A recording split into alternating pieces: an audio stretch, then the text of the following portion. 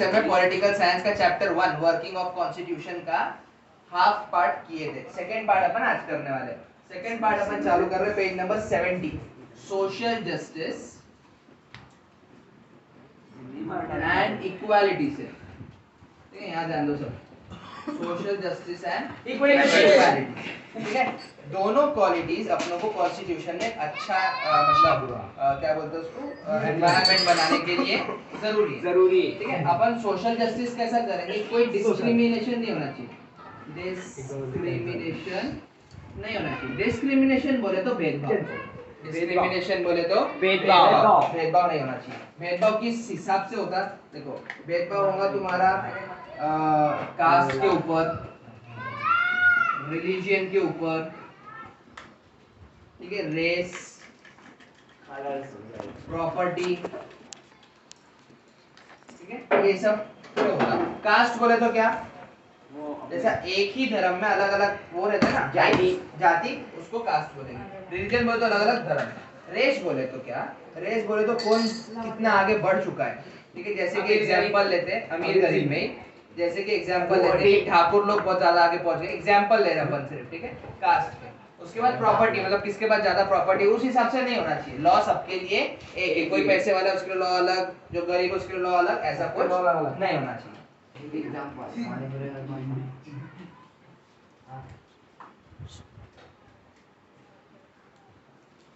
ठीक है, तुमको सोशल जस्टिस कैसे बोल रहे हैं, नॉर्मली क्या है कि डेमोक्रेसी के हिसाब से इक्वालिटी बोले तो एवरीवन इज क्या, इक्वल, एवरीवन इज इक्वल, मतलब सबको सेम पनिशमेंट मिलेगी अगर गुनाह किया हुआ है तो। या ऐसा कुछ नहीं कि एक को छोड़ देंगे दूसरों को करेंगे। प्रूफ मांगता है डेमोक्रेसी, क्या बोलता है, प्रूफ मांगता है। डेमोक्रेसी के हिसाब से ये सोशल जस्टिस और इक्वालिटी होता है। डेमोक्रेसी को क्या करना है, सारे सेक्शंस को साथ में लेके चलना है, सारे सेक्शंस को क्या करना है, टुगेदर साथ में लेके चलना है। ठीक है, उस हिसाब से उन्होंने कुछ लॉज बनाए हुए, अपन लॉज देखने वाले हैं। एक है तो उनका policy of reservation of seats. तुमने सुना है policy of reservation of seats बोले तो हर स्कूल में या हर बड़े बड़े कॉलेजेस में कुछ सीट एसटी और एससी, सुना है कभी, एससी एसटी के लिए इतना है, ओपन के लिए इतना है, ओबीसी के लिए इतना है। ठीक है, ठीक है, एग्जांपल लेते हैं अपन कि अगर एक कॉलेज में 100 सीट है ना, तो उसमें से कम 10 सीट तो एससी एसटी के लिए रहती। मतलब ये 10 सीट पे वो कोई भी दूसरे बच्चों को नहीं एडमिशन दे सकते, वो सिर्फ एससी या एसटी वालों को ही एडमिशन देंगे। उसमें से कुछ एक 8 बोले तो scheduled caste, scheduled tribes, scheduled caste, scheduled tribes. 8 एक सीट ओबीसी वालों के लिए रहते हैं, और बचे वाले जो जितने भी है वो किसके लिए रहेंगे, ओपन के लिए। किसके लिए, ओपन, अपने जैसे नॉर्मल लोगों के लिए। एससी एसटी क्या रहते हैं, ये लोग पहले क्या थे, आदिवासी थे, जो अभी धीरे धीरे आ रहे। ये policy of reservation of seats बोलता है कि जो पीछे पीछे पिछड़े हुए लोग हैं उनको क्या हो, उनको मतलब मौका मिले आगे आने का।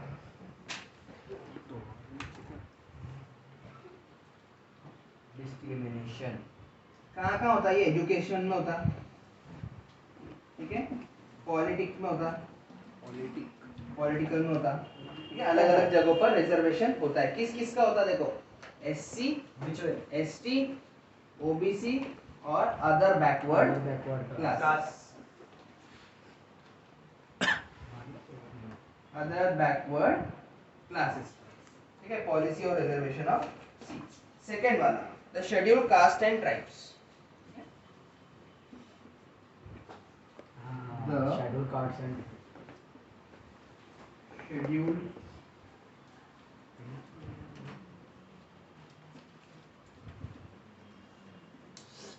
Prevention of atrocity. ठीक है, ये एक्ट के लिए हुआ था कि भाई जो एसटी और एससी के लोग हैं, शेड्यूल कास्ट के, शेड्यूल ट्राइब्स के, इनके ऊपर इनजस्टिस नहीं होना चाहिए। इनके ऊपर अगर इनजस्टिस होता है तो एक्शन लिया जाएगा, क्योंकि कानून इनजस्टिस बोले तो ना इंसाफ। किस पे एक्शन लेगा तुम, जिसने किया उनके ऊपर क्या होगा, एक्शन लिया जाएगा, लायबल पनिशमेंट होगी। ठीक है, कोई भी नो एट्रोसिटी, एट्रोसिटी बोले तो कोई भी ऑफेंस, कोई भी गुनाह, no atrocity should be done, should be done और liable punishment। अगर किया तो क्या मिलेगा? punishment। punishment बोले, liable बोले तो क्या? एक जैसी लाजमी मतलब जो पनिशमेंट उस हिसाब से है वही पनिशमेंट उसको मिलेगा, कोई उसको बचा नहीं सकता। ज्यादा फांसी कोई फांसी है तो फांसी, ठीक है। अभी फिलहाल फांसी नहीं है, फांसी का कानून बंद हो गया है, बट नॉर्मली फांसी सिर्फ रेप के लिए। महाराष्ट्र में सरकार ने भी किया है, गोवा सरकार ने किया है, सिर्फ रेप के लिए। अगर किसी ने किसी का रेप किया है, कोई लड़के ने कोई लड़की का रेप किया है, तो उसको फांसी डायरेक्ट हो सकती है। बीच में फांसी बंद हो गई है। थर्ड वाला provisions of minorities. Provision of minorities. Minorities बोले तो क्या? ऐसे लोग जो इनका नंबर, जो मतलब लोग है ना, वो कम है, ठीक है। एक कास्ट ले लो, एक रिलीजन ले लो, जैसे महाराष्ट्र में मुस्लिम्स कम है, इसके लिए अपन क्या में आते हैं? माइनॉरिटीज में आते हैं, ठीक है। वैसे ही इंडिया में क्रिश्चियन भी कम है, पूरे इंडिया में क्रिश्चियन कम है, तो इंडिया केरला छोड़ के, केरला तमिलनाडु से बाकी सब लोग क्या में आते हैं? वो भी माइनॉरिटी में आते हैं, तो उनको माइनॉरिटी के लिए क्या किया हुआ है? प्रोविजंस बने हुए। प्रोविजंस बोले तो क्या? सुविधा। क्या बने हुए? सुविधा। वेरियस पॉलिसीज बोलो या स्कीम्स बोलो, ठीक है। इंडियन गवर्नमेंट वापस कास्ट, रिलीजन, रेस, लैंग्वेज इनके ऊपर और रीजन इनके ऊपर डिस्क्रिमिनेशन नहीं होने देती, ठीक है। नो डिस्क्रिमिनेशन, ठीक है।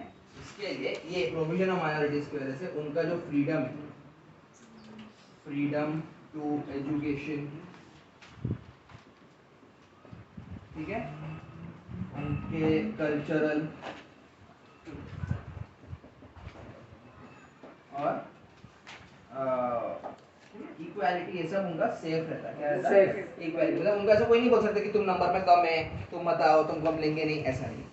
इसके लिए तीस चीजें उनका पेज पॉलिसी का अलग स्कीम बनती है माइनॉरिटीज के लिए। इसके लिए कभी कभार क्या होता है कि गवर्नमेंट स्कूल्स में जो मुस्लिम बच्चे रहते हैं उनको पैसा वापस मिल जाता है बुक्स का या यूनिफॉर्म का, ठीक है। कास्ट, रिलीजन, रेस, लैंग्वेज और रीजन के ऊपर डिस्क्रिमिनेशन नहीं होता। तुम कहीं के भी हो, बस अगर तुम्हारा नंबर कम है तो तुम्हारे लिए वो स्कीम होती है। सर उसके वजह से होता क्या? फ्रीडम टू एजुकेशन, कल्चर और इक्वालिटी। मतलब तुम कितने भी रहते हो कम नंबर में, तुमको जो प्रैक्टिस करना है वो प्रैक्टिस कर सकते हैं। क्या हुआ? माइनॉरिटी बोले तो स्कॉलरशिप का फॉर्म रहता है। हाँ, वो माइनॉरिटी बोले तो क्या? जो नंबर में कम है। तो जो लोग नंबर में कम है, मुस्लिम नंबर में कम है, तो वो लोग आते हैं माइनॉरिटी में, तो उनको गवर्नमेंट क्या देती? स्कॉलरशिप। ये उसके नाम का फॉर्म भी बनता है, मुस्लिम माइनॉरिटी। मुस्लिम, ठीक है। हाँ, मुस्लिम माइनॉरिटी। लास्ट एक लॉ है, चलो फोर्थ वाला, laws relating to women and representation.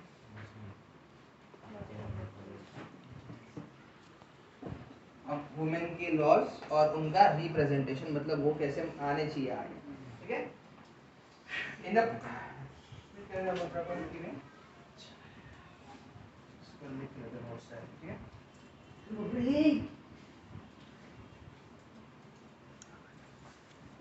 देखो उनके लिए कुछ लॉज बनाए हुए थे, जैसे right to equal share.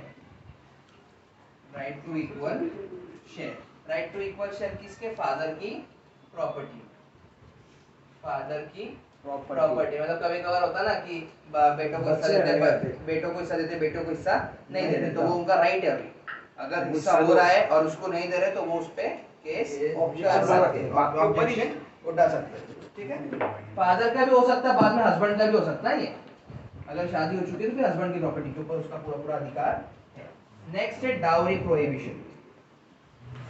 Dowry prohibition act. Dowry बोले तो दहेज जो लेते ना, डाउरी प्रोहिबिशन एक्ट, ठीक है। उसके बाद domestic violence, domestic violence act. Domestic violence act बोले तो, डोमेस्टिक वायलेंस बोले तो घर पे हस्बैंड वाइफ को मारता, ठीक है। उसके पास अभी पहले ऐसे कोई अधिकार नहीं था, ऐसा कोई लॉ नहीं था बताने के लिए, तो हस्बैंड के ऊपर केस नहीं कर सकती थी या सास ससुर पे केस नहीं कर सकती थी। बट अभी लॉज है, अगर उसको कोई प्रॉब्लम है तो वो महिला मंडल में जाके या पुलिस स्टेशन में लिटरली जाके एफआईआर दर्ज कर सकते हैं। ये तीनों लॉ से क्या होता, ये तीनों लॉ से क्या होता कि इनका जो डेवलपमेंट है वो होता, क्या होता, डेवलपमेंट। ठीक है, नहीं तो वो वैसे के वैसे ही रह जाएंगे ना, घर में अगर उनको रखा, उनको मतलब ज्यादती हुई उनके ऊपर, ठीक है, तो वो आगे बढ़ नहीं पाएंगे। पूरे वर्ल्ड में हेल्प किया है लोगों ने ये वुमेन को आगे लाना। महिला मंडल कहाँ पे आती है? महिला मंडल आती नहीं बेटा, वो ऑफिस है। कहाँ पर करी इसका एड्रेस? गाँव में भी होगी वो नहीं आइडिया, लिखा हुआ रहता डायरेक्ट बैनर पे, नाम से होगा ज्योति महिला मंडल, एग्जांपल दे रहा हूँ अपने जिले में है, बहुत सारे हर गांव तक में रहता है।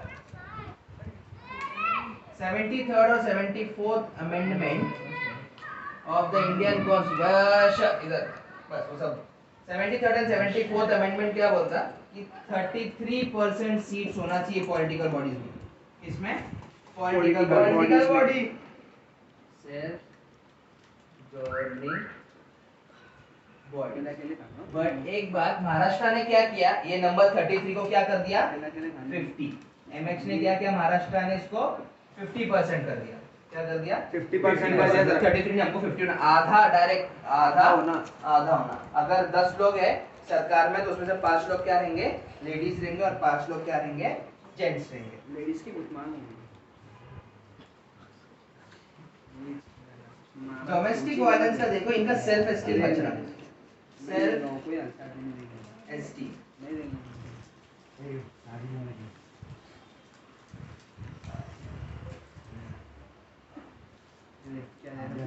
स्टेट वुमेन कमीशन, ठीक है, national and state level commission. Last क्या हुआ है कि महाराष्ट्र में 50% हो गया था। डोमेस्टिक वायलेंस से क्या होता है, उनका सेल्फ एस्टीम बचता। सेल्फ एस्टीम बोले तो खुद की इज्जत, उनका सेल्फ एस्टीम क्या रहता, बचता, अपनी नजर में वो है कुछ तो। लास्ट, ये सब कंट्रोल करने के लिए national and state women commission एक ऐसा ऑफिस है जो बिठाया हुआ है सरकार के द्वारा, नेशनल लेवल पे भी और स्टेट लेवल पर भी। यहाँ पे अपना सोशल जस्टिस और इक्वालिटी खत्म हुआ। अपना लास्ट रोल ऑफ जुडिशरी आधा पेज बचा हुआ है। साइन बच जाए ना फिर अपना। एक सब्जेक्ट बचेगा ही, कोई भी आदमी आएगा। बस अब नोट्स। चलो, role of judiciary. Role of judiciary, judiciary बोले तो क्या, कोर्ट। कोर्ट बोले तो क्या, कोर्ट में मतलब जैसे आप केस या रखते अपना, क्या केस लड़ते, वो जुडिशरी डिपार्टमेंट में जाएंगे। जजेस रहते हैं ना, जैसे जजेस जैसे जुडिशरी वैसा लड़ते हैं। ठीक है, जुडिशरी क्या है, डेमोक्रेसी को संभालती है। डेमोक्रेसी को क्या करती है, संभालती है। एज इट इज उसका मतलब संभालना बोले तो उसको मेंटेन करती है। क्या करती है, मेंटेन करती है। डेमोक्रेसी को क्या करती है, जितने भी सारे अलग अलग लॉज है,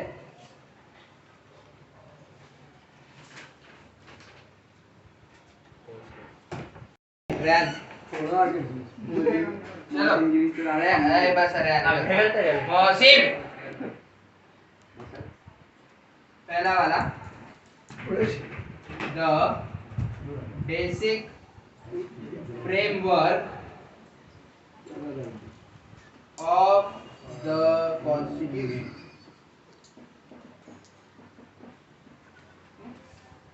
of the constitution, basic framework बोले तो मतलब कॉन्स्टिट्यूशन कैसा है, ठीक है, उसका बेसिक फ्रेमवर्क। ठीक है, ये याद रखो कि जो कॉन्स्टिट्यूशन है वो एक लिविंग डॉक्यूमेंट है। लिविंग डॉक्यूमेंट, लिविंग डॉक्यूमेंट बोले तो बदलते टाइम के साथ अपना कॉन्स्टिट्यूशन भी क्या होता है, बदलता है। बदलते टाइम के साथ क्या होता है, अपना कॉन्स्टिट्यूशन भी क्या होता है, बदलते जाता है। ठीक है, डायनामिक है अपना कॉन्स्टिट्यूशन। क्या है, डायनामिक है। डायनामिक बोले तो उसका पावर अलग है, उसका पावर ही अलग है, उसकी बात ही अलग है, किसी से अपन उसको कंपेयर नहीं कर सकते। ठीक है, पार्लियामेंट किसके हिसाब से चलती है, जो गवर्नमेंट है पार्लियामेंट, वो किसके हिसाब से चलती है, कॉन्स्टिट्यूशन के हिसाब से। कॉन्स्टिट्यूशन में जो रूल्स है, जो लॉज है, वो कौन फॉलो करेगा, पार्लियामेंट फॉलो करेगा। और कॉन्स्टिट्यूशन के चेंजेस कौन कर सकता है, ये चेंजेस कॉन्स्टिट्यूशन में गवर्नमेंट नहीं कर सकता, सिर्फ जुडिशरी कर सकती है। जुडिशरी बोले तो जज का पैनल है कोर्ट्स में, यही चेंजेस कर सकते हैं कॉन्स्टिट्यूशन में। कोई लॉ वो चेंज करना है, गवर्नमेंट अपने हिसाब से चेंज नहीं कर सकती। गवर्नमेंट सिर्फ प्रस्ताव रख सकती है कि हमको ये चेंज करना है, ये लॉ गलत है, ये डिपार्टमेंट अभी कोर्ट का है कि सही में गलत है, ये हमको चेंज करना जरूरी है, चेंज नहीं भी करे तो भी चलता है, ठीक है। और प्लस चेंजेस में एक लिमिटेशन है, ऐसा नहीं कि पूरा कॉन्स्टिट्यूशन अलग ही कर दिया, अपने हिसाब से सब बदल दिया, नहीं लिमिटेशन है। कुछ चीजें हैं जो एज इट इज होनी चाहिए, जो चीजें कुछ कैसी है कि एज इट इज होनी चाहिए, कुछ चीजें अपन चेंज नहीं कर सकते, ठीक है। ये उसका बेसिक फ्रेमवर्क है। सेकेंड टॉपिक है दोबारा जोर्नल ऑफ जुडिशरी पे, significant judicial decisions. Significant judicial decision, significant judicial decision, ठीक है। ये क्या होता है? राइट्स ऑफ चिल्ड्रन, ठीक है। Protection of human rights, protection of human rights. उसके बाद protection of honour and dignity, ठीक है, प्रोटेक्शन। फिर उसके बाद dignity of women, tribal empowerment और individual freedom,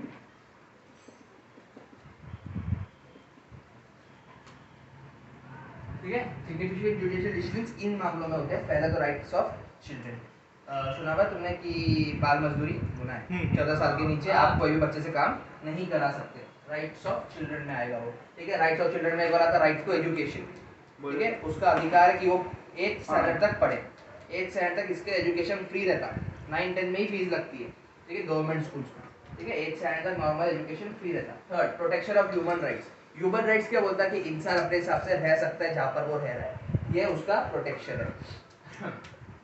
protection of honour and dignity. Honour बोले तो अपनी इज्जत, ऑनर बोले तो क्या अपनी इज्जत, डिग्निटी बोले तो क्या अपना सेल्फ एस्टीम, अपन ने देखे कि यहाँ पर क्या लेवल पे है उसका प्रोटेक्शन। कोई अगर मेरे को 10 गालियां देता है बिना कुछ बोले उस पर केस कर सकता हूँ, मानहानि का दावा। मानहानि बोले तो mental torture. Dignity of women, dignity of mental torture बोले तो जबानी बोल के उसने मेरे को मेंटल टॉर्चर किया ना। डिग्निटी ऑफ वुमेन बोले तो वुमेन की इज्जत, ठीक है। ट्राइबल एम्पावरमेंट, आदिवासी लोगों को थोड़ा एम्पावर करना, उनका जैसा 50% उनको दिए थे ना अपन ने रिप्रेजेंटेशन को, तो वुमेन को दिए थे ना, एग्जांपल दिया था, ठीक है। इंडिविजुअल फ्रीडम, इंडिविजुअल फ्रीडम बोले तो अकेले सबका अपना अपना फ्रीडम है जो वो एंजॉय कर सकता, ठीक है।